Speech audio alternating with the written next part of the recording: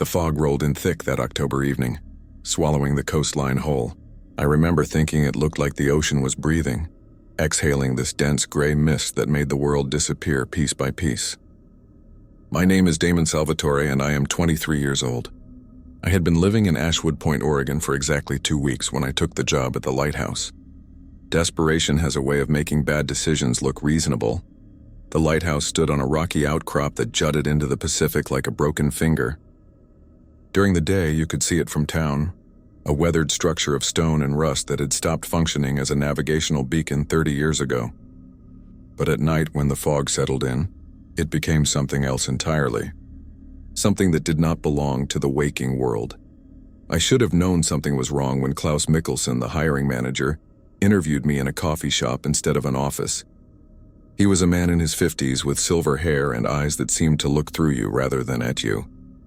He wore an expensive suit that did not match the shabby coastal town, and when he spoke, his accent carried hints of somewhere far from Oregon, somewhere older. "The position is simple," Klaus had said, sliding a manila envelope across the table.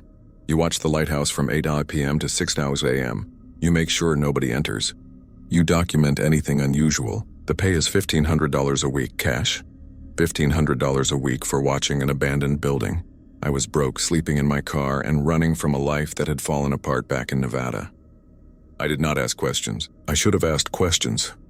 "There are rules," Klaus continued, his fingers drumming on the table. 4 of them. "They are not suggestions, Damon. They are absolutes. Break them, and you will not simply lose this job. Do you understand?" I nodded, though I did not understand. "Not then." Klaus opened the envelope and removed a single sheet of paper. The rules were typed in an old typewriter font, the kind that left impressions in the paper. He read them aloud. Rule 1. Never turn on the lighthouse beacon between the hours of 8 p.m. and 6 a.m. The switch is locked, but if you find it unlocked, do not touch it under any circumstances. Rule 2. If you hear someone calling your name from outside the lighthouse, do not answer. Do not look for them. Do not open the door. Wait until the voice stops. Rule 3. At exactly 2:17 a.m., you will hear 3 knocks on the lighthouse door. Count to 100 before looking through the window. If you see a woman in a white dress standing at the base of the lighthouse, turn off all the lights and remain silent until 3 a.m. Rule 4. If the fog begins to glow with a green luminescence, go immediately to the equipment room on the 2nd floor. Lock yourself inside and do not come out until sunrise, regardless of what you hear. I looked at Klaus like he was insane. Is this some kind of joke? I have never been more serious in my life. His expression did not change. The previous night watchman lasted 3 weeks. The one before that made it 5 days. The one before that, he paused, his jaw tightening. We do not talk about the one before that. What happened to them? They broke the rules. Klaus stood, buttoning his suit jacket. You start tonight. Be at the lighthouse by 7:45 p.m. Carolyn Forbes will meet you there for orientation. She is the day shift supervisor. Learn from her. Listen to her. And Damon, he fixed me with that penetrating stare again. Do not think you are clever enough to bend the rules. You are not. Day 1, October 15th. I'd arrived at Ashwood Point Lighthouse at 7:30 p.m., half an hour early. The sun was setting behind the hills, casting long shadows across the rocky shore. The lighthouse looked worse up close. The white paint was peeling, exposing gray stone beneath, and the windows were dark and empty like dead eyes. A silver Honda was parked near the entrance. As I approached, a woman stepped out. She was in her mid-20s, blonde hair pulled back in a ponytail, wearing jeans and a practical jacket. Her smile was warm but did not quite reach her eyes. You must be Damon, she said, extending her hand. I am Caroline Forbes. Klaus said you would be starting tonight. Her handshake was firm. Professional. But I noticed her eyes kept darting to the lighthouse, then to her watch, then back to me. He mentioned you would show me around, I said. We do not have much time. The day shift ends at 8 p.m. sharp, and I need to be gone before then. She walked quickly toward the lighthouse entrance, keys jingling in her hand. Did Klaus explain the rules? He gave me 4 rules. They seemed, I searched for the right word, unusual. Caroline unlocked the heavy wooden door and it swung inward with a groan. The interior smelled of salt, mildew, and something else. something sharp and metallic that made my teeth ache. The rules are not unusual, Damon, they are survival. Come on. The ground floor of the lighthouse was circular, about 30 feet in diameter. There was a desk with an old logbook, a folding chair, a mini fridge, and a portable heater. A spiral staircase wound upward to the upper levels. Everything was illuminated by battery-powered lanterns casting shadows that seemed to move independently of their sources. No electricity? I asked. The lighthouse was disconnected from the grid in 1995, Caroline explained, setting her bag on the desk. The generator only powers the beacon and you are never to use it. That is Rule 1. Do you remember Rule 1? Never turn on the beacon between 8:00 p.m. and 6:00 a.m. Good. The switch is in the beacon room at the top of the lighthouse. It is kept locked with a padlock. Klaus has the only key. She opened the logbook, showing me pages of entries. Every hour you make an entry. Date, time, weather conditions, and any incidents. Most nights there will be no incidents. Some nights... She trailed off, her finger tracing an entry from 2 weeks ago. The entry read, October 1st, 2:17 a.m. 3 knocks. Woman in white dress? Followed Rule 3, no further incidents. The woman in the white dress, I said. Who is she? Caroline closed the logbook. Nobody knows. Nobody wants to know. If you see her, you follow Rule 3. That is all that matters. She walked to the spiral staircase. Let me show you the second floor. We climbed the metal stairs, our footsteps echoing in the confined space. The second floor was divided into 3 rooms, a small bathroom, a storage closet filled with old nautical equipment, and a larger room that Caroline called the equipment room. This is your safe room, she said, pointing to a heavy metal door with multiple bolts. Rule 4. If you see green fog, you lock yourself in here. There is water, a flashlight, and a battery-powered radio inside. You do not come out until sunrise. What causes green fog?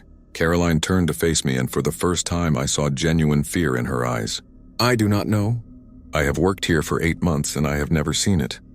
But Lydia Martin, she was the night watchman before the last one. She saw it during her first week. She followed Rule 4 and she survived, but she quit the next day. She would not talk about what she heard while she was locked in that room. She moved to California and will not take calls from anyone in Ashwood Point. The way Caroline spoke made my skin prickle. This was not a joke. This was not some elaborate hazing ritual. Whatever happened at this lighthouse at night, it was real enough to terrify multiple people into quitting or worse. What about Rule 2? I asked. The voices calling my name? You will probably hear it your first night. Everyone does. Caroline checked her watch. 7:52 p.m. We need to go downstairs. I need to leave. We descended to the ground floor. Caroline gathered her bag and headed for the door, then stopped. Damon, I know this seems insane. I know you probably think Klaus and I are crazy, or that this is some kind of prank. But please, for your own sake, follow the rules exactly. Do not try to investigate. Do not try to rationalize it. Just follow the rules and survive until morning. Can you do that? I wanted to say no. I wanted to walk out that door with her and never come back. But I thought about my empty bank account, my car packed with everything I owned, and the fact that I had nowhere else to go. I can do that, I said. Caroline nodded, but she did not look relieved. Good luck. She left, and I heard her car start immediately. The engine faded into the distance, and then there was only the sound of waves crashing against rocks and the wind whistling through gaps in the lighthouse walls. I was alone. I looked at my watch. 7:58 p.m. 2 minutes until my shift officially began. I sat at the desk and opened the logbook, finding a pen in the drawer. The last entry was from Caroline, written just an hour ago, October 15th, 6:00 p.m. Day shift complete. Weather clear. No incidents. Next shift, Damon Salvatore. I wrote my first entry, October 15th, 8:00 p.m. Night shift begins. Weather clear, fog rolling in. No incidents, the fog was getting thicker. Through the narrow windows, I could barely see 10 feet from the lighthouse. The world had become a gray void, and I was suspended in the center of it. The first hour passed in relative quiet. I explored the ground floor, familiarizing myself with the space. The mini fridge contained water bottles and energy drinks. There was a first aid kit mounted on the wall, a flashlight with fresh batteries, and a cell phone charging station, though my phone had no signal this far out on the point. I tried to read a book I had brought, but I could not concentrate. My attention kept drifting to the windows, to the fog pressing against the glass like something alive. The lighthouse creaked and groaned as the wind picked up, and every sound made me jump. At 9 p.m., I made my second entry, October 15th, 9 p.m., fog thick. Wind increasing. No incidents, the temperature dropped. I turned on the portable heater, but it barely made a difference. The cold seemed to seep through the stone walls, settling into my bones. I put on my jacket and kept moving, pacing the circular room to stay warm. At 9:47 p.m., I heard the first voice. It was faint, almost lost in the wind, but unmistakable. Someone was calling my name, Damon. I froze, my heart hammering. The voice was coming from outside, somewhere in the fog. It sounded like a woman, young, desperate. Damon, please, help me. Rule 2 flashed in my mind. If you hear someone calling your name from outside the lighthouse, do not answer. Do not look for them. Do not open the door. Wait until the voice stops. But the voice sounded so real, so human. What if someone was actually out there, lost in the fog, needing help? Damon, I am scared. Please open the door. I walked to the door, my hand hovering over the handle. Through the window, I could see nothing but gray fog. The voice was closer now, just on the other side of the door. Damon, it is so cold out here, please. My fingers touched the door handle. It was ice cold, colder than it should have been. Something about that wrongness snapped me back to clarity. I stepped away from the door, my hands shaking. Damon, why will you not help me? I know you can hear me. Damon. The last word was a shriek, loud enough to make me cover my ears. It did not sound human anymore. It sounded like metal scraping against metal, like glass breaking, like something that was pretending to be human and had forgotten how. Then, abruptly, silence. I stood in the middle of the room, breathing hard, waiting. 5 minutes passed. 10. The voice did not return. At 10 p.m., I made my entry with shaking hands. October 15th, 10 p.m., fog very thick. Heard voice calling my name at approximately 9:47 p.m. Followed Rule 2. Voice stopped at approximately 9:53 p.m. No further incidents. I could not sit still after that. I climbed to the second floor, needing to move, needing to do something other than stare at the door and wonder what was on the other side. The second floor was colder than the first. My breath misted in the air. I checked the equipment room, making sure I knew how to get inside quickly if I needed to. The door was heavy but well-oiled, and the bolts slid smoothly. Inside, I found exactly what Caroline had described: bottles of water, a flashlight, and a battery-powered radio. I turned on the radio, keeping the volume low. Static filled the small room, and I turned the dial slowly, searching for a station. For a few seconds, I picked up what sounded like music, something classical, violins and cellos, but then the static returned, thicker than before. No, not static. Whispers, dozens of voices, all talking at once. Too low to make out individual words, but unmistakably human. I turned off the radio immediately, my skin crawling. I left the equipment room and returned to the ground floor, taking the stairs 2 at a time. At 11 p.m., I made my entry, October 15th, 11 p.m., temperature dropping. Explored second floor. Radio appears to be malfunctioning. No incidents. The cold was becoming unbearable. I sat as close to the heater as I could, my hands wrapped around a bottle of water, trying to stay warm. The lighthouse seemed to be settling, the groans and creaks becoming more frequent, as if the building itself was preparing for something. At 11:34 p.m., I heard footsteps on the roof. They were slow and deliberate, pacing back and forth directly above my head, heavy footsteps like someone wearing boots. My first thought was that someone had climbed onto the lighthouse, but that made no sense. The exterior was smooth stone with no handholds, and the fog was so thick you could not see the ground, let alone climb 30 feet in the dark. The footsteps continued for 10 minutes, then stopped abruptly at 11:44 p.m. I wrote in the logbook, October 15th, 11:34 p.m. Footsteps on roof. Lasted approximately 10 minutes, ceased at 11:44 p.m. At midnight, I made my hourly entry, October 16th, 12 a.m. Fog unchanged. Temperature approximately 45 degrees.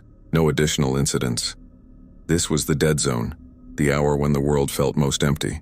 I tried to rest, leaning back in the chair, but sleep was impossible. Every sound put me on edge.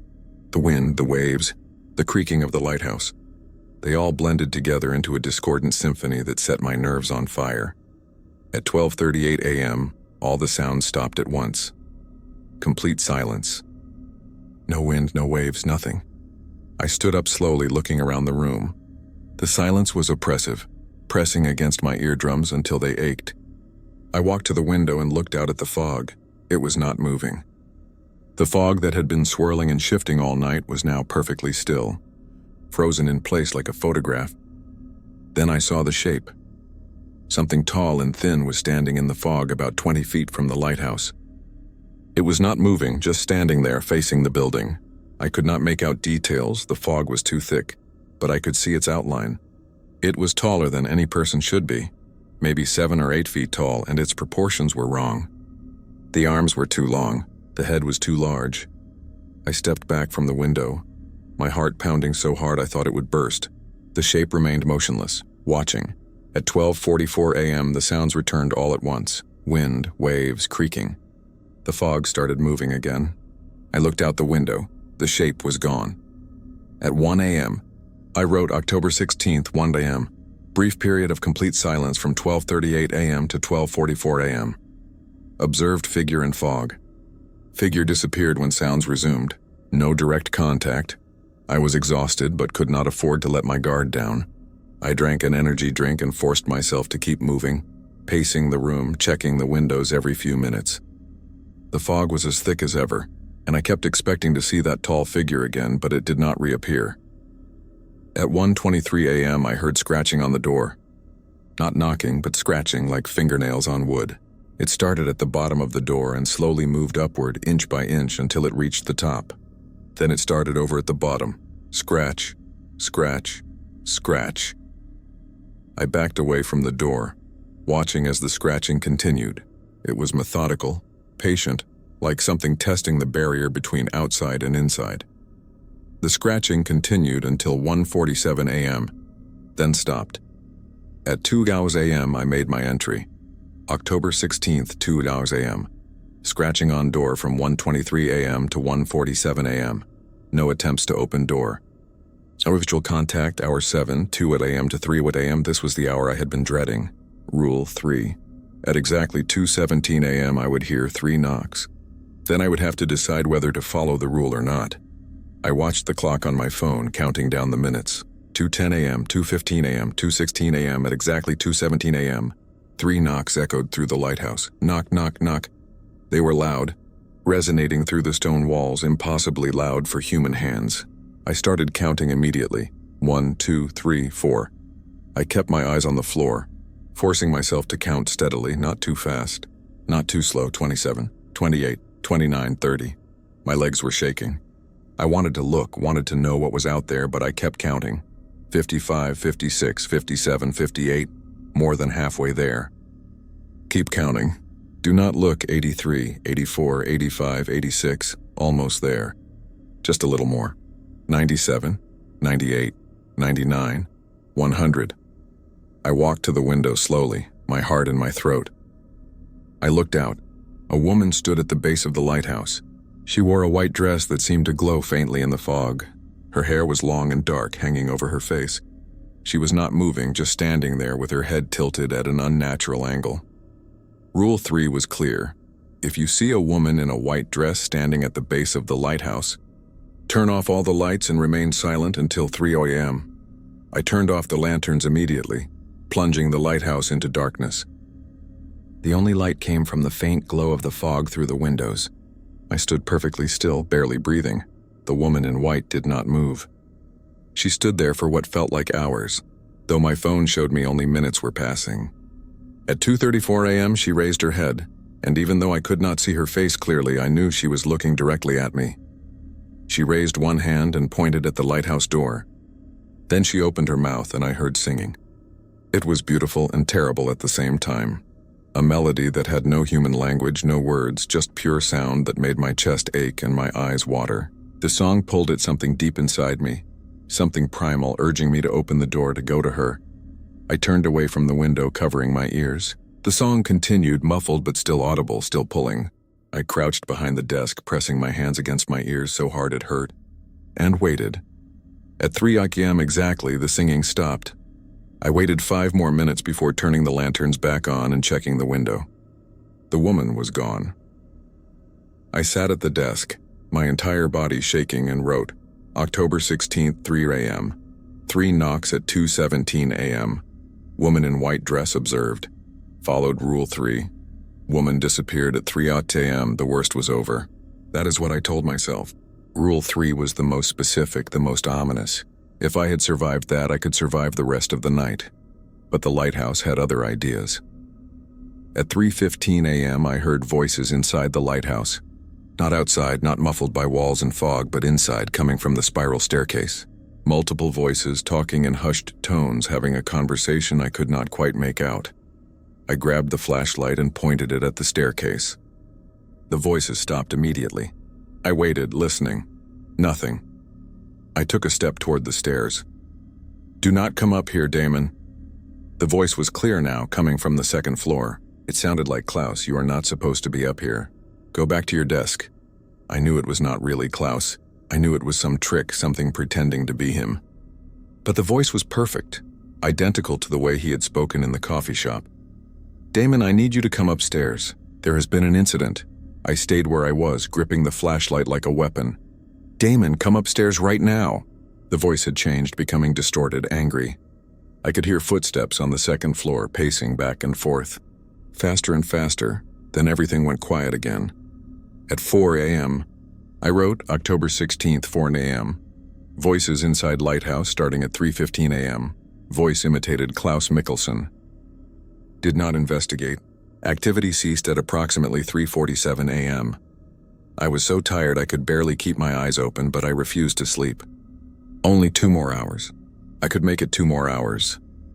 At 4:31 a.m., my phone rang. I stared at it in disbelief. I had no signal. There was no way I could receive a call. But the phone was ringing, vibrating on the desk, the screen showing an incoming call from unknown. I did not answer it. The phone rang for 30 seconds, then went to voicemail. A few seconds later, it chimed to indicate I had a new message. Against my better judgment, I played the voicemail. Static at first, then breathing, heavy, labored breathing, like someone running. Then a voice, my own voice speaking. Damon, this is you calling from upstairs. You need to come to the beacon room right now. The switch is unlocked. You need to turn on the beacon. It is the only way to make them stop. Please, you have to believe me. Come upstairs. Turn on the beacon. Turn on the beacon. Turn on the beacon. The message ended. I deleted it immediately and put the phone face down on the desk. Rule 1. Never turn on the beacon. Whatever was in this lighthouse, it wanted me to break that rule. It was trying everything. Voices, phone calls, manipulation. But I would not break. I could not break. At 5 a.m. I wrote October 16th, 5 a.m. Received phone call at 4:31 a.m. despite no signal. Voicemail contained voice imitation urging violation of Rule 1. Did not comply. The final hour. Dawn was approaching, though I could not see it through the fog. The lighthouse seemed to sense that its time was running out. The activity increased, footsteps on the roof, scratching on the walls, voices calling from the fog. But I ignored all of it, sitting at the desk with the logbook counting down the minutes. At 5:47 a.m. I heard a car approaching. Through the window I saw headlights cutting through the fog. Caroline's Honda pulled up to the lighthouse and I nearly cried with relief. She got out of the car but did not immediately approach the lighthouse. She checked her watch, waiting. At exactly 6 a.m. she walked to the door and knocked. 4 quick knocks, a pattern. I opened the door. The cold morning air rushed in, and I had never been so grateful for a breath of fresh air in my life. Caroline looked me over, her eyes assessing. You made it. I made it, I confirmed. She stepped inside and examined the logbook, reading through my entries. She nodded slowly. You followed the rules. Good. Most people panic. They try to rationalize it or investigate it. You just followed the rules. That is why you are still here. What is this place, Caroline? What was all of that? She closed the logbook and looked at me with those tired eyes. Nobody knows for sure. There are theories, old shipwrecks, native legends. Something about the way the lighthouse was built, the geometry of it, the materials used. Klaus has been trying to figure it out for years. But the truth is, Damon, it does not matter what it is. It only matters that you follow the rules. Have you ever worked a night shift? Caroline shook her head. Never. I am not brave enough. Or maybe I am just smart enough to avoid it. She picked up her bag. Your shift is over. Go home, get some sleep. I will see you tomorrow evening at 7:30 p.m. for your next shift. I am not sure I can do this again, I admitted. Caroline paused at the door. The pay is good. Better than anything else you will find in Ashwood Point. And honestly, it gets easier. You learn the patterns. You learn what to expect. The first night is always the worst because you do not know yet. Now you know. She left and I was alone in the lighthouse with the morning sun starting to burn away the fog. I made my final entry October 16th, 6 a.m. Night shift complete. Day supervisor arrived. All rules followed. No injuries. Survival confirmed. I walked out of the lighthouse into the gray morning, got into my car and drove back to town. I slept for 12 hours straight, dreamless and deep. Day 2, October 16th. I woke up at 6 p.m. with barely enough time to shower and grab food before heading back to the lighthouse. My body ached and every part of me wanted to quit, to walk away, to never go back to that place. But I needed the money, and some dark, curious part of me wanted to know more. Caroline was waiting for me when I arrived. She handed me a thermos of coffee without a word, and I could have kissed her for it. Did you read the older entries in the logbook? She asked. I shook my head. I was too focused on surviving to do much reading. You might want to look at them tonight. During the quiet hours, there are patterns, things that repeat. It might help you prepare. She checked her watch, 7:54 p.m. I have to go. Good luck, Damon. She left and I began my second night. The first few hours passed similarly to the previous night. The fog rolled in. The temperature dropped. At 9:52 p.m. I heard the voice calling my name again, but this time I was prepared. I sat at the desk with headphones on, listening to music from my phone and ignored it completely. During the quiet period around midnight, I took Caroline's advice and read through the older logbook entries. Some were routine weather reports, hourly check-ins, nothing unusual, but others were disturbing. From July 3rd, 11:43 p.m., heard child crying outside. Followed Rule 2. Crying continued for 2 hours. At 1:43 a.m., the crying stopped and was replaced by laughter. From August 17th, 2:17 a.m., 3 knocks. Woman in white dress. Followed Rule 3. Note: woman was closer to the door tonight than last week. Approximately 10 feet from entrance. That last entry made my blood run cold. The woman was getting closer. From September 9th, 4:15 a.m. Green luminescence observed in fog. Immediately entered equipment room. Remained until 6 a.m. Heard multiple voices outside room. Heard impacts on door. Door held. The most recent entry before my first shift was from September 28th. Written by someone named Liam Dunbar. This is my last shift. I cannot do this anymore. Tonight, something followed me from the lighthouse. It was in my car. I could feel it in the back seat breathing on my neck. When I got home, I found wet footprints in my apartment leading from the front door to my bedroom. There is sand in my bed. There is seaweed in my shower. I am leaving Ashwood Point tonight and never coming back. To whoever reads this, get out while you can. The lighthouse is not just watching us during our shifts. It is taking something from us every night. Taking and taking until there is nothing left. Get out, that was the last entry before mine. I checked the date. September 28th. That was only 18 days ago. Klaus had said people kept quitting, but he made it sound like it happened over months, not weeks. At 2:17 a.m., the 3 knocks came again. I counted to 100, looked out the window and saw the woman in white dress. But Caroline and the old logbook were right, she was closer tonight. Not at the base of the lighthouse, but halfway up the path, maybe 15 feet from the door. I turned off the lights and waited in darkness. The singing started and it was louder than the night before, more intense. I crouched behind the desk with my hands over my ears and waited for 3 a.m. When Caroline arrived at 6 a.m., I showed her the logbook entries. She read Liam's final entry and sighed. Liam was a good guy. Smart, but he let it get into his head. He started researching the lighthouse, digging into its history, trying to understand it.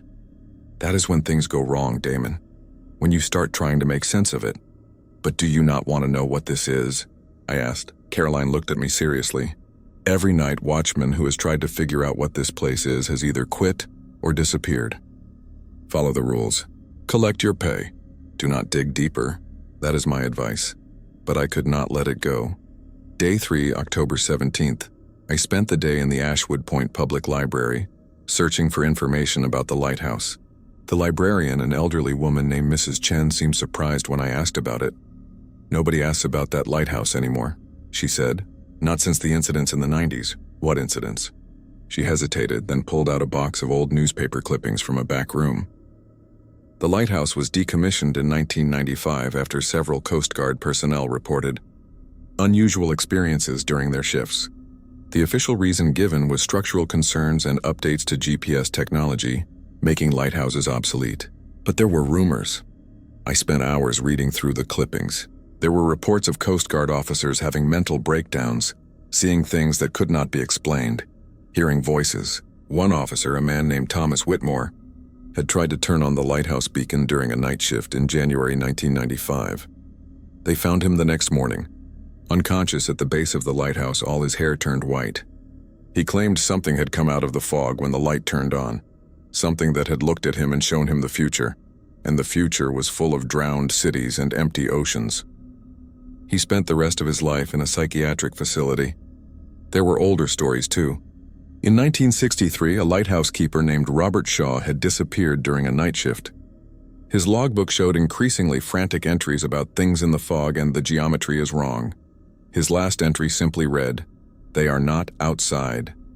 They are in the walls." They have always been in the walls. They never found his body.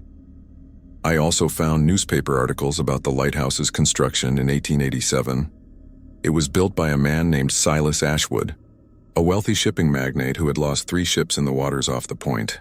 The lighthouse was supposed to prevent future tragedies, but there were reports of strange occurrences even during construction. Workers claimed to hear voices at night. Tools would go missing and reappear in impossible places. One worker fell from the scaffolding and, according to witnesses, seemed to be pulled by something invisible rather than simply losing his balance. Silas Ashwood himself had died in the lighthouse in 1889, found in the beacon room with the light turned on, staring at the ocean with his eyes wide open. The coroner reported that he had drowned. His lungs were full of seawater, but there was no water anywhere in the beacon room. No explanation was ever found. That evening, I arrived at the lighthouse with new knowledge and new questions. Caroline looked concerned when she saw the photocopies of newspaper articles tucked under my arm. "You went digging," she said. "It was not a question. I needed to understand what I am dealing with. No, Damon, you needed to follow the rules and collect your pay. That is all." She shook her head. "This is how it starts. This is what happened to Liam, to the others. They stop seeing it as a job and start seeing it as a mystery to solve. It never ends well. What if there is a way to stop this? What if—" "There is not," Caroline interrupted firmly. "People have been trying to stop it for over a century. The lighthouse stands. The rules remain. And people like you and me, we just survive it night by night. Please, Damon, just follow the rules." She left at 8 p.m. and I began my 3rd night shift.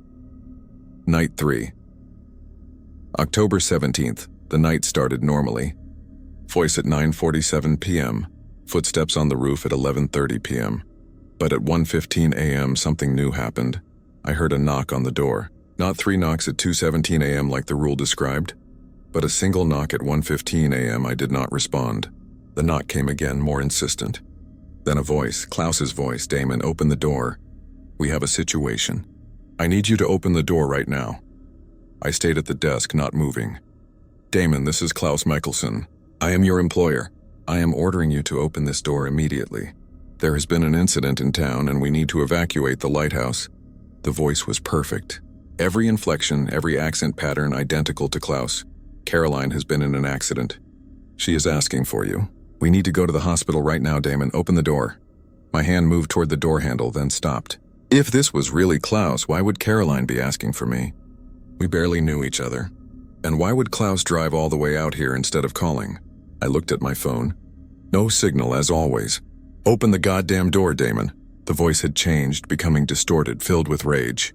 The knocking became pounding, the door shaking in its frame. I backed away, watching as the door bucked and rattled, certain it was going to break. Then, at exactly 1:22 a.m., it stopped. Silence. At 2:17 a.m., the 3 knocks came. I counted to 100 and looked out the window. The woman in white dress was even closer, tonight standing just 10 feet from the door, close enough that I could see details I wished I could not see. Her white dress was not fabric but something that moved like water, rippling and flowing even though there was no wind. Her hair hung in wet strands over her face, and where her feet touched the ground, small pools of water formed. She raised her head, and I saw her face for the first time. She had no eyes, just empty sockets that leaked seawater. She opened her mouth, and instead of singing, she spoke. Her voice was layered, multiple voices speaking in unison, men and women and children all at once. Damon, we know you. We have always known you. You are the one who will help us. You are the one who will turn on the light. I turned off the lanterns immediately, plunging the lighthouse into darkness, but I could still see her through the window, glowing faintly, her eyeless face turned toward me. You cannot hide from us, Damon. We are in the walls. We are in the water. We are in your dreams. Soon we will be in you. The voices continued, overlapping, building in intensity. I crouched behind the desk, covering my ears, but the voices were not just outside anymore. They were inside the lighthouse, inside my head, echoing in my skull. The light, Damon, turn on the light. Let us see. Let us see. At 3 a.m., the voices stopped abruptly. I turned the lanterns back on and checked the window. The woman was gone, but something was different. In the sand near where she had stood, there were symbols carved in a circular pattern. Symbols that hurt to look at, that made my eyes water and my head ache. I wrote in the logbook, October 18th, 3 a.m. Rule 3 completed. Woman closer tonight, approximately 10 feet from door. Spoke instead of singing. Symbols appeared in sand after departure. Symbols documented in attached sketch. I drew the symbols as best I could remember, though looking at my own drawing made me feel nauseous. The rest of the night was quieter, but I could not shake the feeling that I was being watched. Every shadow seemed to hide something. Every sound felt purposeful. When Caroline arrived at 6 a.m., I showed her the symbols. Her face went pale. Where did you see these? In the sand, where the woman stood. Caroline took out her phone and showed me a photograph. It was a page from an old book showing the same symbols. These are the same markings that were found carved into the walls of the beacon room after Silas Ashwood died. Nobody knows what they mean. Experts have looked at them, linguists, anthropologists, occultists. Nobody recognizes the language or symbols. What do you think they mean? I think they are a warning, Caroline said quietly. Or an invitation. Either way, the fact that you saw them is not good. The lighthouse is paying attention to you, Damon, more than it has paid attention to previous watchmen. Why me? I do not know. But you need to be more careful. The 4th night is when most people break. The lighthouse learns your patterns, learns your fears. It uses them against you. For October 18th, I tried to sleep but could not. Every time I closed my eyes, I saw that eyeless face, heard those layered voices. I gave up at noon and drove to a diner in town, needing to be around people, needing to feel normal. The diner was called Margie's Place, a small establishment with checkered floors and red vinyl booths. I ordered coffee and eggs and tried to eat, but my appetite was gone. You are the new night watchman at the lighthouse. I looked up. A man in his late 20s was standing by my booth. He had dark hair and sharp features, and there was an intensity in his eyes that made me uncomfortable. Yeah. How did you know? Everybody knows. Ashwood Point is a small town. Mind if I sit?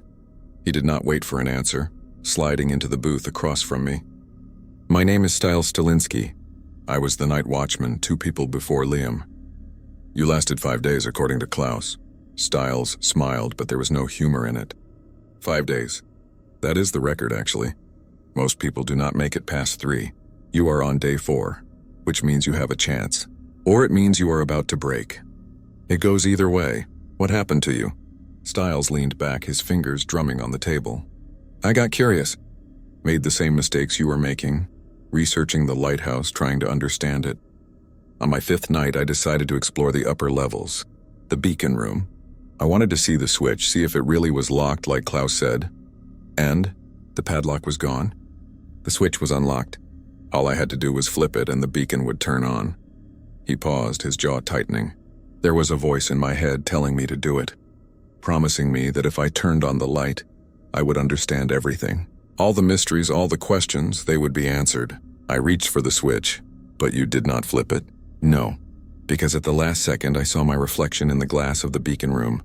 Except it was not my reflection. It was something wearing my face, something with eyes that were too large and too dark, something that smiled with too many teeth. And I realized that if I flipped that switch, I would not be me anymore. I would become whatever that thing was. Stiles stood up. I left that night and never went back. Quit by text message to Klaus. I have been trying to leave Ashwood Point ever since, but every time I get to the edge of town, I feel this pull to go back to the lighthouse. Like it is not done with me yet. Like it is waiting for me to return. Why are you telling me this? Because you have the same look I had. That obsessive look, like you think you can solve this. You cannot, Damon. The lighthouse is older than we understand. It is not from here. Or maybe it is too much from here. Too connected to something fundamental about this place. Either way, it is not something we can fix or understand or defeat. All we can do is survive it or be consumed by it. He walked toward the door, then turned back. Follow the rules, Damon. Do not go to the beacon room. And whatever you do, do not turn on that light. He left, and I sat alone in the booth, my eggs cold and untouched. Night 4, October 18th.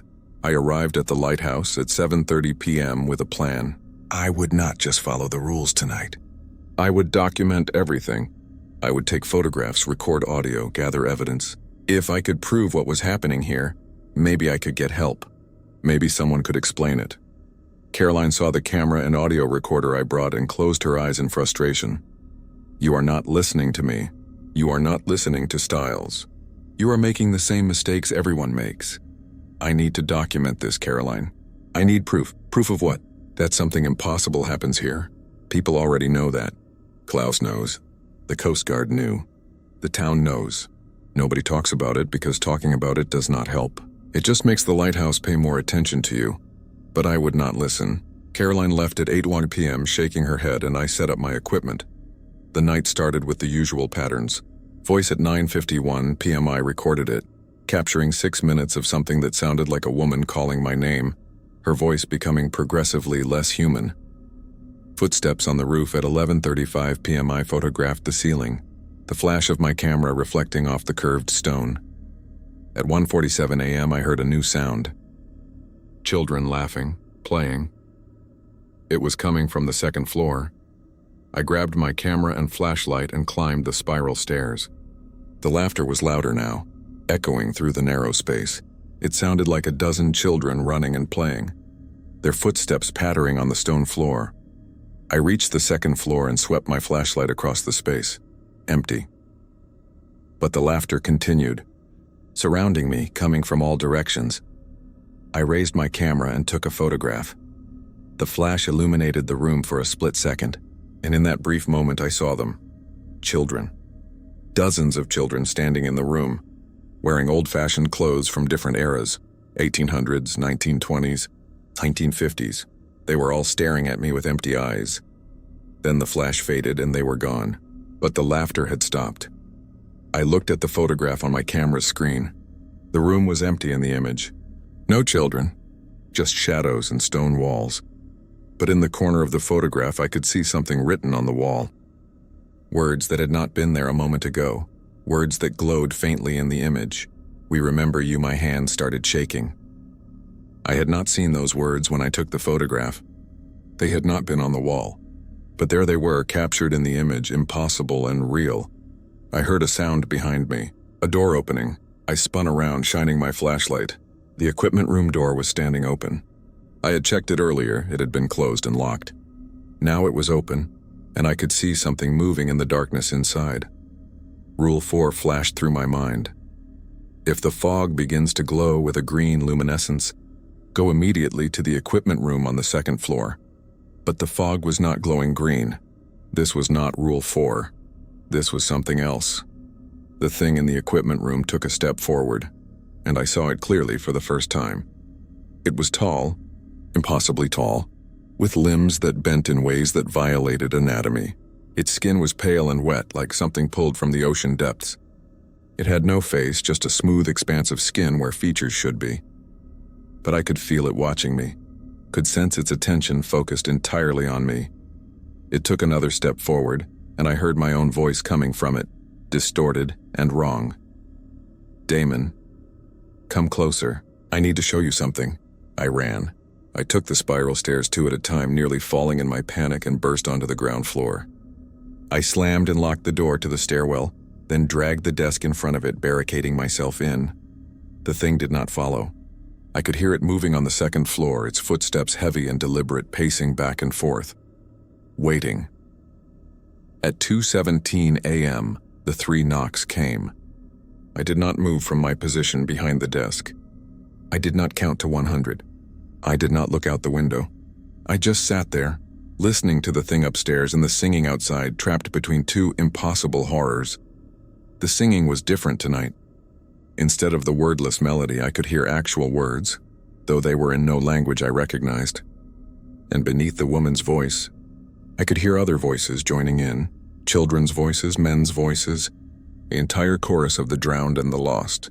At 3 a.m., the singing stopped, but the thing upstairs was still pacing. I stayed barricaded behind the desk, my camera and recorder forgotten, just trying to survive. At 4:15 a.m., I saw it through the window. The fog was glowing with a faint green luminescence, pulsing like a heartbeat. Rule 4. I needed to get to the equipment room.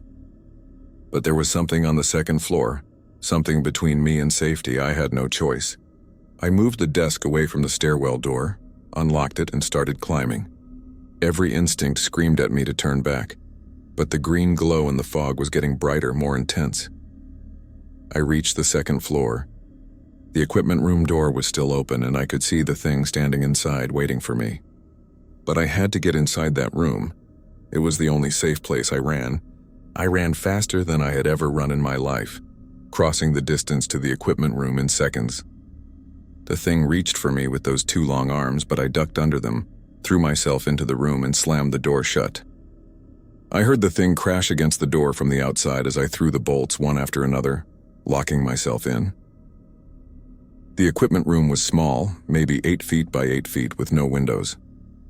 I turned on the flashlight and saw the supplies Caroline had mentioned: water, batteries, the radio. Something heavy impacted the door. Once, twice, 3 times. Then I heard my own voice from the other side. Damon, you need to let me in. I am you. I am the real you. You are the thing that locked yourself in. Open the door. Open the door. I turned on the radio, cranking the volume high, drowning out the voice. Static filled the small room, and I sat on the floor with my back against the wall, waiting for sunrise. At 4:47 a.m., the impacts stopped, but I could hear breathing on the other side of the door. Heavy, wet breathing that fogged the air in the cold room. At 5:15 a.m., I heard scratching, not on the door, but on the walls, on the ceiling. All around me, something was scratching at the stone, trying to find a way in. I closed my eyes and counted the seconds until 6 a.m., counted my breaths, counted anything to keep my mind from breaking. At 6 a.m., I heard Caroline's voice from outside the lighthouse. 4 quick knocks, the pattern. I waited another 5 minutes to be sure, then opened the equipment room door.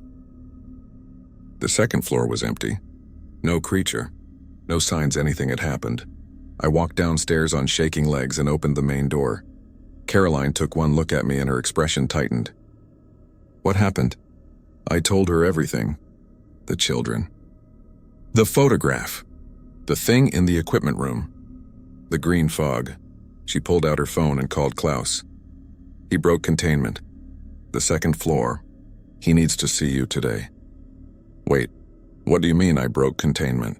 Caroline would not look at me. You were not supposed to go upstairs last night. There is a reason the rules do not tell you to check the upper floors. There is a reason we never talk about what is up there. You broke an unwritten rule, Damon, and now the lighthouse knows you better than it should. Day 5, October 19th. Klaus met me at a different coffee shop, one on the opposite side of town from the lighthouse. He looked older than I remembered, more tired. Caroline tells me you went to the 2nd floor last night, he said without preamble. I heard children laughing. I thought I should investigate. You thought wrong. Klaus slid an envelope across the table. It was thick with cash. This is payment for 4 nights of work. $6,000. Take it and leave Ashwood Point. Do not come back. What? Why? Because the lighthouse has marked you. Do you know what happens when it marks someone? Klaus leaned forward, his eyes intense. They cannot leave. They become part of it. Thomas Whitmore, the Coast Guard officer who turned on the beacon in 1995. He is still alive, technically. He is in a care facility in Portland, but he is not really there. Part of him never left the lighthouse. Every night at 8 p.m. he starts screaming. He screams until 6 a.m. and then he goes quiet. He has been doing this for 30 years. The doctors cannot explain it. But I know. His consciousness is still trapped in that lighthouse, reliving whatever he saw when he turned on the light. Klaus pulled out a photograph and showed it to me. It was a picture of the beacon room taken in daylight. Carved into every surface, the walls, the floor, the ceiling, were the same symbols I had seen in the sand. Thousands of them layered over each other, carved so deep they had damaged the stone. Nobody carved these, Klaus said. They appeared overnight after Whitmore's incident, and they have been growing ever since, spreading down from the beacon room inch by inch, year by year. In another decade, they will cover the entire lighthouse. And when that happens, he stopped, shaking his head. I do not know what will happen, but it will not be good. Why do you keep hiring people if you know it is dangerous? Because someone needs to watch it. Someone needs to make sure nobody enters that lighthouse who does not understand the rules. The Coast Guard knows. The local government knows. We are maintaining a quarantine, Damon. Keeping something contained, and night watchmen are part of that containment. Then hire someone else. I will finish tonight and tomorrow night. 1 week like we agreed. Klaus studied me for a long moment. You are not going to leave, are you? Even if I fire you, even if I tell you to never come back, you are going to return to that lighthouse. He was right. I could feel it, that same pull Stiles had described. The lighthouse had gotten into my head and part of me was already there, waiting in the darkness, counting down the hours until I could return. Then I cannot stop you, Klaus said quietly. But I can tell you this, do not go to the beacon room. No matter what you hear, no matter what you see, do not go to the beacon room. The padlock is gone, the switch is unguarded, and the lighthouse wants you to flip it more than it has wanted anything in years. Why me? I do not know. Maybe you are stronger than the others. Maybe you are weaker. Maybe it is random. But the lighthouse has chosen you, Damon, and now you have to decide, are you going to let it consume you or are you going to survive? Night 5, October 19th. Arrived at the lighthouse at 7:30 p.m. Caroline was not there. Instead, there was a note on the desk. Damon, I cannot do this anymore. Watching people walk into that place knowing some of them will not come out whole. I'm sorry. The logbook is updated through yesterday. Good luck. Caroline, I was alone. No orientation. No handoff. Just me in the lighthouse and the approaching night. I sat at the desk and read through the logbook looking for any information I had missed. Most entries were routine, but one caught my attention. It was from March 1996, written by someone named Lydia Martin. This is my last entry. I followed all the rules. I survived the green fog, but something followed me out of the equipment room. I cannot see it, but I know it is there. It stands behind me while I write this. I can feel its breath on my neck. I can hear it whispering in my ear, telling me to come back, telling me I belong to the lighthouse now. I am leaving Ashwood Point today. I do not think distance will matter. I think it will follow me wherever I go. To whoever reads this, the lighthouse does not just take pieces of us. It plants pieces of itself inside us. We become bridges between this world and wherever the lighthouse connects to. I can feel it growing inside me, spreading like roots through my mind. Soon there will be nothing left of Lydia Martin. There will only be the lighthouse wearing my skin, looking through my eyes. Get out while you still can. The entry ended there. I knew from my research that Lydia had moved to California. Had she survived, or had the lighthouse claimed her despite the distance? At 8 p.m., my shift officially began. I wrote in the logbook October 19th, 8 p.m. Night shift begins. Caroline resigned. Damon Salvatore working alone. Weather clear, fog rolling in. The hours passed with increasing tension. The voice at 9:53 p.m. The footsteps at 11:27 p.m. But there was something different tonight. The lighthouse felt more alive, more aware. I could sense a tension on me, as if the building itself was watching, waiting to see what I would do. At 1 a.m., I heard someone walking down the spiral staircase. Slow, heavy footsteps descending from the beacon room. I stood up from the desk, my heart pounding. The footsteps continued, steady and inevitable, getting closer. I could see a shadow on the stairs now, cast by the lantern light. A humanoid shape that moved with unnatural fluidity. The thing reached the bottom of the stairs and stepped into view. It was Klaus. Not a creature pretending to be Klaus, but Klaus himself, wearing the same suit he had worn that morning, looking exactly as he had in the coffee shop. "Hello, Damon," Klaus said, his voice perfectly normal. "I apologize for the deception. There are some things I needed to explain to you in person, some things that cannot be said in daylight. You are not Klaus. I am Klaus. I have always been Klaus. Did you never wonder why I have been hiring night watchmen for 30 years? Why I never age? Why I know so much about this lighthouse?" He smiled, and his teeth seemed too sharp. "I am the keeper, Damon, the intermediary between your world and what lies beyond. I was the one who helped Silas Ashwood build this place. I was the one who carved the symbols. I was the one who opened the door. You are lying. Am I? Check your phone, Damon. Call the number I gave you for emergencies." I pulled out my phone. No signal as always, but I tried anyway, dialing Klaus's number. The thing wearing Klaus's face pulled a phone from its pocket. It rang once, then stopped as it answered the call. "You see, I am Klaus. I have always been Klaus, and I am offering you a choice." It walked closer, and I could see now that its eyes were wrong. Too dark, too deep, reflecting no light. "You can continue fighting this. You can follow the rules and survive night after night, slowly losing pieces of yourself until there is nothing left but an empty shell. Or you can embrace it. Come upstairs with me. See the beacon room. Flip the switch, and understand everything. What happens if I flip the switch? You become like me. Neither alive nor dead, neither human nor other. You become part of the lighthouse, part of its purpose. You become eternal, Damon. You become necessary. Is that not better than fading away piece by piece?" I thought about Lydia's words. About the thing growing inside her, wearing her skin. About Thomas Whitmore screaming in a hospital bed every night for 30 years. "No," I said. The thing's smile faded. "Then you are a fool. And fools do not survive this place." It turned and walked back up the spiral staircase, its footsteps echoing long after it disappeared from view. At 2:17 a.m., the 3 knocks came. I counted to 100 and looked out the window. The woman in white dress was standing directly in front of the door, close enough to touch if the door were open. I could see her clearly now. The seawater leaking from her empty eye sockets, the fish belly pallor of her skin, the way her white dress moved like something alive. She raised both hands and pressed them against the door. I could hear her fingernails scraping the wood, could see the door shaking under the pressure. Then she spoke, and her voice was Caroline's voice. "Damon, it is me. Something is wrong with the lighthouse. Klaus was not supposed to be here. You need to let me in. I need to help you. You are not Caroline. Damon, please. I know what it looks like, but I am me. The lighthouse is trying to confuse you. It is trying to isolate you. Let me in and we can survive this together." I turned off the lanterns and crouched behind the desk. The scraping continued, louder now, more frantic. The door was buckling, the wood splintering under impossible strength. At 2:58 a.m., just before 3 a.m., I heard the door crack. A split forming in the heavy wood, something pale and wet pressing through. Then 3 a.m. came and everything stopped. The scraping ceased. The pressure on the door released.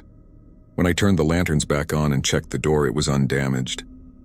No cracks, no splits, like nothing had happened. But I knew what I had seen. The rules were breaking down. The barriers between the lighthouse and whatever it contained were weakening. I wrote in the logbook, October 20th, 3 a.m. Rule 3 completed under extreme conditions. Entity appeared as Klaus Mikkelsen at 1:05 a.m. Woman in white dress breached door at 2:58 a.m. Door repaired. Itself at 3 a.m. Containment appears to be failing.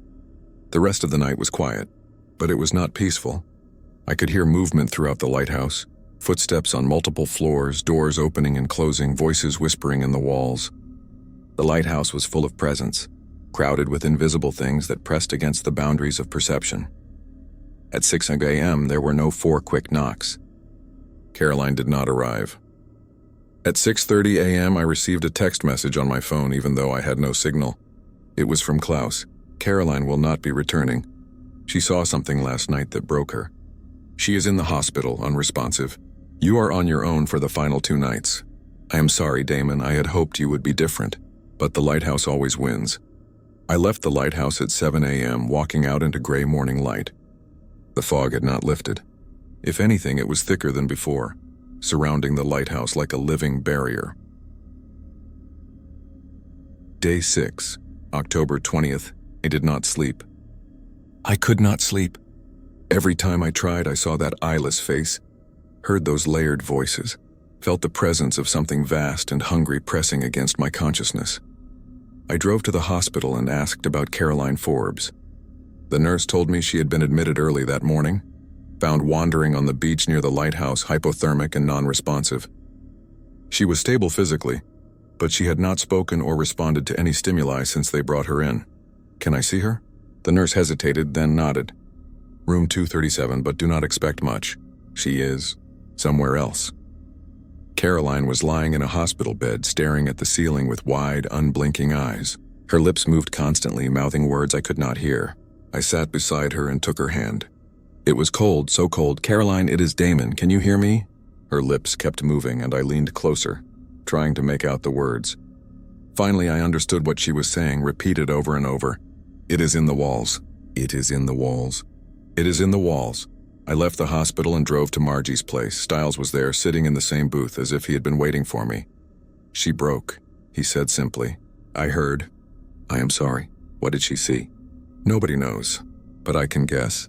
Stiles leaned forward. There are places in the lighthouse where the walls are thin, places where you can almost see through to what lies beyond. Most people never find them. But Caroline worked there for 8 months. Eventually, she would have found one. And once you see what is on the other side, he shook his head. There is no coming back from that. I have 2 nights left, I said. Then I am done. 1 week like I agreed. You are not going to last 2 more nights. Nobody lasts a full week. The lighthouse accelerates. Each night is worse than the last, exponentially. By night 6 and 7, the rules barely matter anymore. The lighthouse is not content to follow its own patterns. It gets creative. It gets personal. Then what am I supposed to do? Stiles pulled out a key from his pocket and slid it across the table. It was old, made of tarnished brass with strange notches cut into it. What is this? The master key. It opens every door in the lighthouse, including the beacon room. Klaus does not know I have it. I stole it during my last shift, thinking I might need it someday. Stiles looked at me seriously. There is a way to end this. Not to survive it, but to end it. The beacon room. The switch. But you do not just turn it on. You turn it on and you break it. You destroy the beacon mechanism. Without the beacon, the lighthouse cannot function. The connection it maintains will sever. What connection? The lighthouse is not just a building, Damon, it is a door. A permanent open door between this world and somewhere else. The beacon is the mechanism that keeps the door open. Turn it on, the door opens fully. Turn it off, the door stays partially open. But destroy it and the door closes forever. Why did you not do this when you had the chance? Because I was a coward. Because I was afraid of what would happen if I tried. Because... He stopped, his voice breaking. Because part of me is still there, Damon. Part of me never left. And destroying the lighthouse would destroy that part of me too. I am not strong enough to do that. But maybe you are. I took the key. What will happen to the things inside the lighthouse? The woman in white, the children, all the others? I do not know. Maybe they will finally be free. Maybe they will be destroyed. Maybe they will be trapped in the rubble, screaming silently for eternity. But whatever happens to them, it is better than what they are now, and it is better than letting the lighthouse claim more people. Klaus will stop me. Klaus is not human anymore if he ever was, but he is bound by the same rules as everything else in the lighthouse. As long as you follow the rules, he cannot directly harm you, and once you are in the beacon room, once you start the process of destroying the beacon, he will not be able to stop you. The lighthouse will not allow it, because in that moment you will be acting according to the lighthouse's deepest desire. You will be activating the beacon. It will not realize your true intention until too late. Night 6, October 20th. I arrived at the lighthouse at 7:00 p.m., a full hour before my shift. I needed time to prepare, to steel myself for what I was about to do. The master key felt heavy in my pocket, like it weighed more than simple brass and metal. The lighthouse looked different in the fading daylight. The fog had not rolled in yet, and I could see details I had never noticed before. The way the stones fit together in patterns that made no geometric sense, the windows that were not quite evenly spaced, the door that seemed to be carved from a single piece of wood despite being too large for any tree. I entered and locked the door behind me. The logbook was still open to my last entry. I wrote a new one, October 20th, 8 p.m. Night shift begins. This will be my final entry. If anyone reads this, know that I tried to end it. I tried to close the door. Damon Salvatore. The first hours passed with agonizing slowness. The voice came at 9:49 p.m., but it was not calling my name anymore. It was screaming, a sound of pure anguish that made the windows rattle. I covered my ears, but the sound penetrated through flesh and bone, reverberating in my skull. At 10:30 p.m., all the lanterns went out simultaneously. I was plunged into absolute darkness, the kind of darkness that feels solid, that presses against your skin like cold water. I fumbled for my flashlight, but when I turned it on, the beam seemed to be absorbed by the darkness, illuminating only a few inches in front of me. I heard breathing in the darkness. Not one source, but dozens, hundreds, a cacophony of breath, all around me, above me, beneath me. Then the lanterns came back on, and I was surrounded. They stood in a circle around me, the children I had seen on the second floor, the woman in white, the tall creature with no face, and others, so many others. Figures in old Coast Guard uniforms, men and women in clothes from every decade of the past century, all of them staring at me with eyes that were either empty or too full, eyes that reflected horrors I could not comprehend. Klaus was among them, standing near the spiral staircase, his expression unreadable. "It is time, Damon," he said. "You have resisted long enough. You have followed the rules long enough. Now you must make your choice. Join us willingly or be taken by force. Either way, you will not leave this lighthouse as the person you were." I pulled out the master key. "I choose option 3. Klaus's eyes widened as he recognized the key. "Where did you get that?" "Does it matter?" I started walking toward the spiral staircase. The figures did not move to stop me, but they watched. Their collective attention focused on me like a physical weight. "If you go up there," Klaus said, his voice tight with something that might have been fear, "if you turn on that beacon, you will see what lies beyond. You will see what we truly are, and you will understand why we do what we do. You will understand that we are mercy, Damon. We are protection.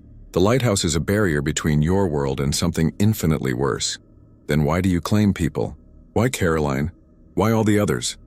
Because the barrier requires maintenance. It requires sacrifice. Human consciousness, human will, human soul. These are the materials that reinforce the barrier. Every person who enters this lighthouse either adds to the barrier or weakens it. We were hoping you would choose to add to it. But if you destroy the beacon," Klaus shook his head, "you will doom this world to something far worse than what you have experienced here. I do not believe you." "Then go." Klaus stepped aside from the staircase. "Go and see for yourself. Turn on the beacon, and when you see what comes through, remember that I tried to warn you." I climbed the spiral staircase, the master key clutched in my hand. The figures below did not follow, but I could feel their eyes on me, tracking my progress. The staircase seemed longer than it should be, the steps multiplying as I climbed, but I kept going.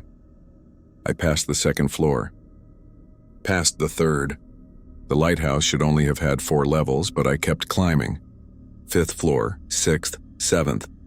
The stairs spiraled upward into darkness, and I realized I was no longer in the lighthouse as it existed in the physical world. I was somewhere else, somewhere deeper. Finally, I reached a door. It was made of the same wood as the entrance, carved with symbols that hurt to look at. I inserted the master key and turned it. The lock clicked and the door swung open. The beacon room was larger than it should have been, a vast circular space that defied the exterior dimensions of the lighthouse. The beacon itself dominated the center, a massive apparatus of glass and mirrors and brass, all arranged in a configuration that seemed to shift and change when I was not looking directly at it. And standing next to the control switch was a figure I recognized. It was me. Not a reflection. Not a copy. But another version of me wearing the same clothes, with the same face, but with eyes that were entirely black, like pools of liquid shadow. "Hello, Damon," it said in my voice. "I have been waiting for you. What are you?" "I am you. The you that will exist if you turn on this beacon.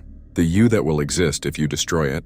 The you that exists in every possible future. I am the sum of all your choices, all your potential, all your fear and hope and desperation. I am what you truly are beneath the skin and meat and bone. The other me walked closer, and I could see now that it was not quite solid. It flickered like a projection, like something that existed between states of being. The lighthouse showed me to you so you would understand. There is no escape from this place, Damon. No matter what you choose, you are already part of it. You have been part of it since the moment you accepted Klaus's offer. Perhaps since before that. Perhaps your entire life has been a path leading to this moment, to this choice. I can still destroy the beacon. I can still end this. Yes, the other me agreed. You can. And you will free all the souls trapped here. You will close the door, but you will also release what lies beyond. Because Klaus was not lying, Damon. The lighthouse is not a prison. It is a dam. And on the other side of that dam is an ocean of darkness that will swallow this world whole. I looked at the beacon, then at the switch. It was unlocked, just as everyone had said. All I had to do was flip it, let the mechanism run for a few minutes to build up heat and stress, and then sabotage it. Break the glass. Shatter the mirrors. Destroy the delicate mechanism beyond repair. Or, the other me said, you can make a different choice. You can take Klaus's place. You can become the keeper. You can maintain the barrier. Yes, you will no longer be entirely human. Yes, you will exist in this liminal space between worlds. But you will protect everyone you have ever known. Everyone you have ever loved. You will be the guardian at the gate, keeping the darkness at bay. For how long? Forever. Time does not flow the same way here. 100 years will feel like a week. 1,000 years like a month. You will watch the world change from this lighthouse. You will see generations born and die. And you will be alone, except for the others like you, the ones who chose sacrifice over freedom. I thought about Caroline in the hospital, staring at the ceiling, her mind shattered. I thought about Lydia Martin, feeling something grow inside her, spreading like roots. I thought about all the night watchmen who had come before me, some surviving, some consumed, all changed by their time in this place. There is a third option, I said, one you have not mentioned. The other me tilted its head, curious. What option is that? I turn on the beacon. I let the darkness come through. And I fight it. Not as the keeper, not as part of the lighthouse's machinery, but as myself. Human, flawed, mortal. I fight it, and maybe I lose. But at least I go down fighting instead of surrendering to either option you have presented. The other me smiled. And for the first time, it looked genuinely pleased. That is the choice I was hoping you would make. Because that is the choice that changes everything. That is the choice that has never been made before. What happens if I make that choice? I do not know. Nobody knows. But it will be something new, something unprecedented. And in a place as old and stagnant as this lighthouse, something new is exactly what is needed. I walked to the switch. My hand hovered over it, trembling. This was the moment. This was where everything changed. I flipped the switch. The beacon ignited with a sound like thunder. Light blazed from the apparatus, not the normal yellow beam of a lighthouse, but something else. A light that was the color of deep water, of drowned stars, of things that had never been and should never be.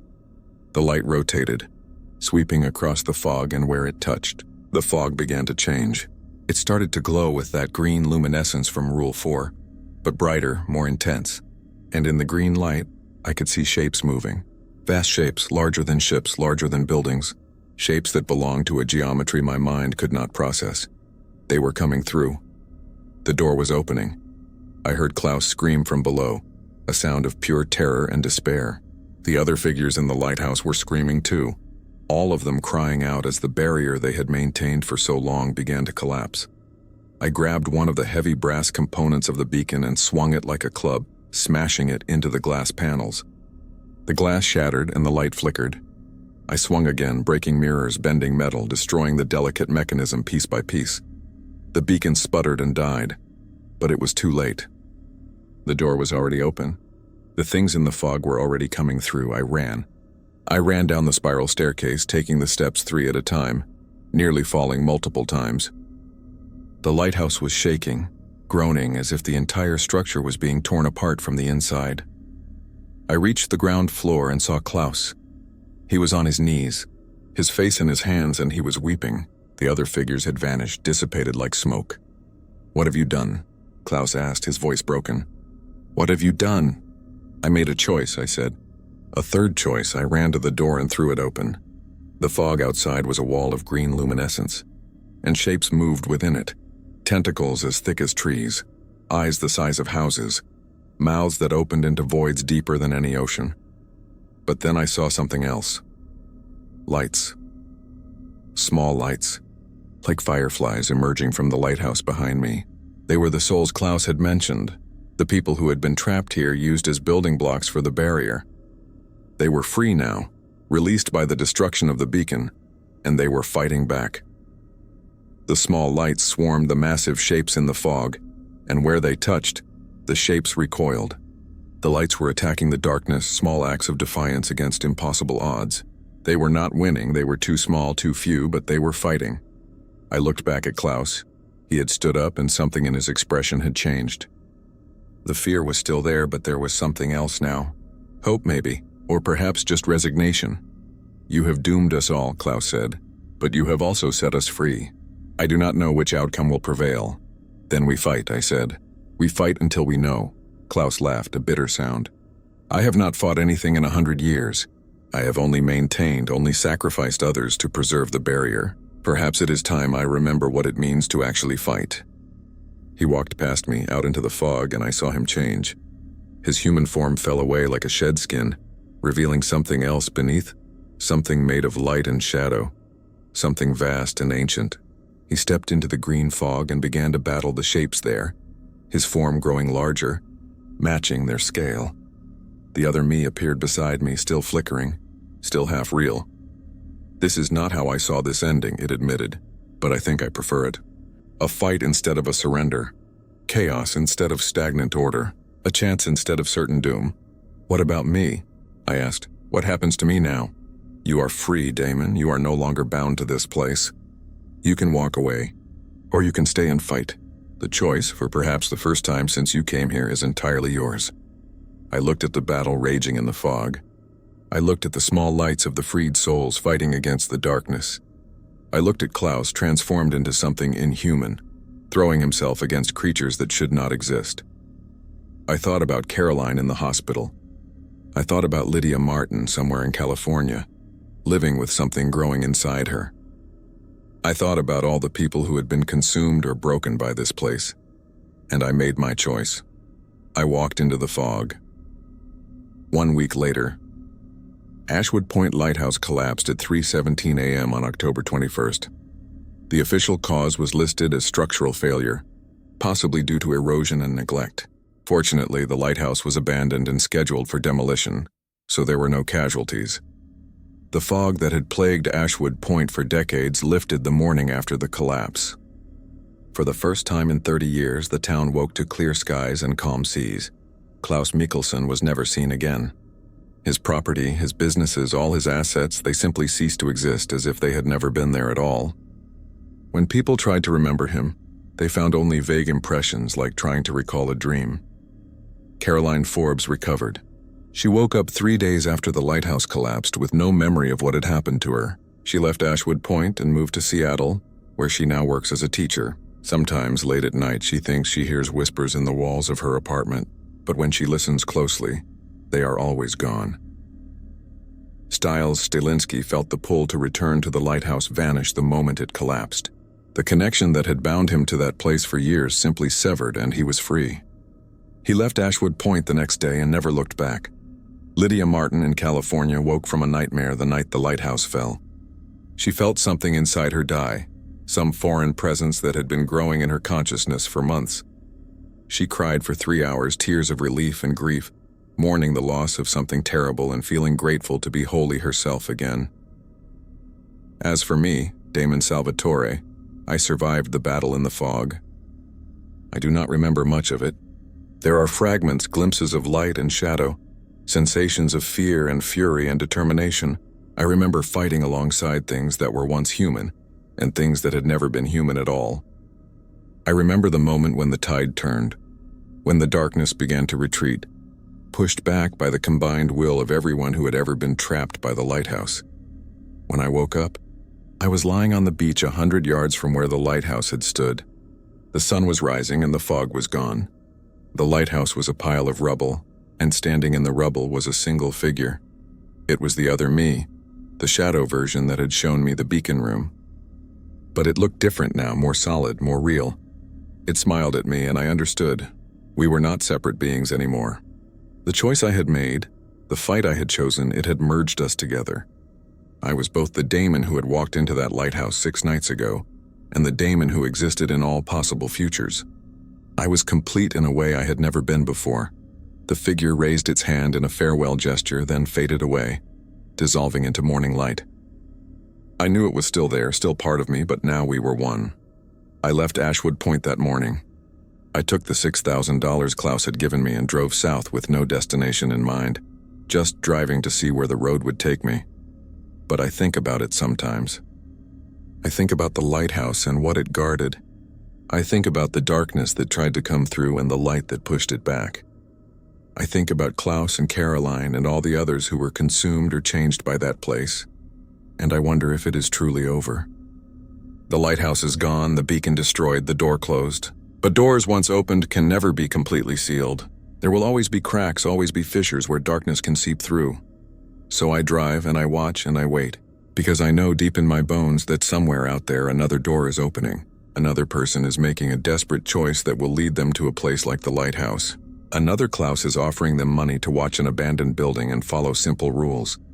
And if I find them, if I can reach them in time, I will tell them what I learned in that lighthouse during those 6 terrible nights.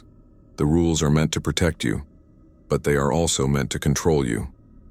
Sometimes the bravest thing you can do is break the rules and face what lies beyond.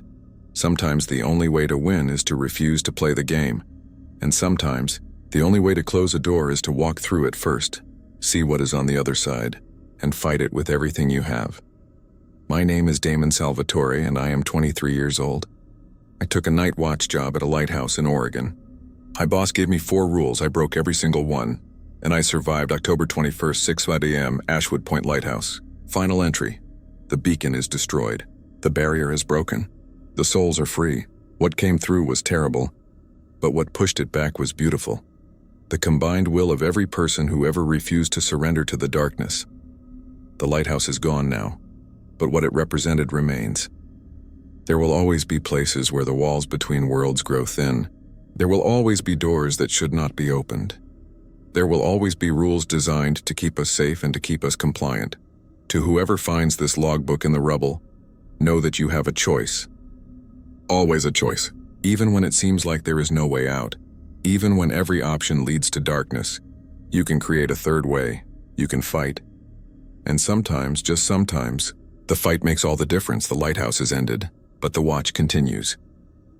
Signed by Damon Salvatore, Night Watchman, Ashwood Point Lighthouse, October 15th, October 21st, 2025. Survived.